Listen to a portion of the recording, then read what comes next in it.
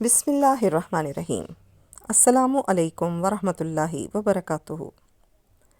ایک درویش نے اللہ تعالیٰ سے دعا کی کہ اے اللہ، مجھے بغیر محنت کے حلال رزق عطا فرما تاکہ رزق کی تلاش میں میرا وقت ضائع نہ ہو اور میں زیادہ سے زیادہ عبادت کر سکوں۔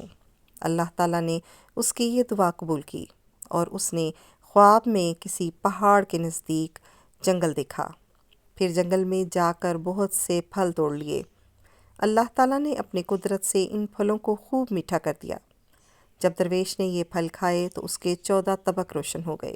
درویش اس واقعے کو خود بیان کرتے ہوئے کہتے ہیں کہ وہ پھل کھانے سے میرے کلام میں وہ شیرینی اور مٹھاس پیدا ہو گئی کہ میری گفتگو سن کر لوگ حیران ہو جایا کرتے۔ اس کے بعد میں نے اللہ سے دعا کی کہ اے پروردگار، مجھے وہ انعام عطا کر جو سب سے پوشیدہ ہو۔ اللہ نے میری اس دعا کو بھی قبول کیا اور میری قوت گویائی جاتی رہی۔ میرے دل کو اطمینان حاصل ہو گیا کیونکہ پہلے میری گفتگو کو سننے کے لیے ہر وقت ایک جمع غفیر حاضر رہتا تھا۔ اب کوئی پاس نہ آتا تھا اور عبادت میں مجھے لطف آنے لگا۔ اب میں روزی کمانے اور محنت اور مشقت کی فکر سے آزاد تھا۔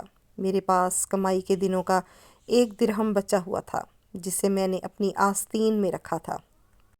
ایک مرتبہ میں نے ایک جنگل میں ایک تھکے ہارے لکڑہارے کو دیکھا تو میرے دل میں خیال آیا کہ کیوں نہ یہ درہم اسے دے دوں۔ مجھے تو اللہ پاک رزق دے رہا ہے، لیکن اگر میں اس لکڑہارے کو یہ درہم دے دوں گا تو 2 یا 3 دن کے لیے اپنی خوراک کے غم سے آزاد ہو جائے گا۔ وہ لکڑہارا روشن ضمیر تھا اور اللہ تعالیٰ کا اس پر خاص کرم تھا۔ اس نے کشف سے میرے دل کی ہر بات جان لی اور غصے میں میرے قریب آ کر بڑبڑایا۔ اس کی بات تو میں نہ سمجھ سکا مگر اس کے غصے کا میرے دل پر ضرور اثر ہوا۔ اس بزرگ نے لکڑیوں کا گٹھا زمین پر رکھا اور شیر کسی تیزی سے میری جانب لپکا۔ اس کا جلال دیکھ کر مجھ پر ہیبت طاری ہو گئی۔ اس نے کہا، اے اللہ، تیرے وہ بندے جو تیری بارگاہ میں مقرب ہیں اور وہ بھی دعا قبولیت کا درجہ رکھتی ہے، میں ان کے وسیلے سے تیری وہ مہربانی چاہتا ہوں کہ وہ یہ سب لکڑیاں سونے کی بن جائیں۔ یہ دیکھ کر مجھے کچھ ہوش نہ رہا۔ جب حواس بحال ہوئے تو وہ درویش اللہ پاک سے دعا مانگ رہا تھا کہ اے اللہ، تیرے مقبول بندے چونکہ شہرت سے بھاگتے ہیں اور میں ڈرتا ہوں کہ میری کرامت میری شہرت کا باعث نہ بن جائے، اس لیے اے میرے مالک، ان لکڑیوں کو اپنی اصلی حالت پر کر دے کہ میری وجہ سے شہرت نہ بن سکے۔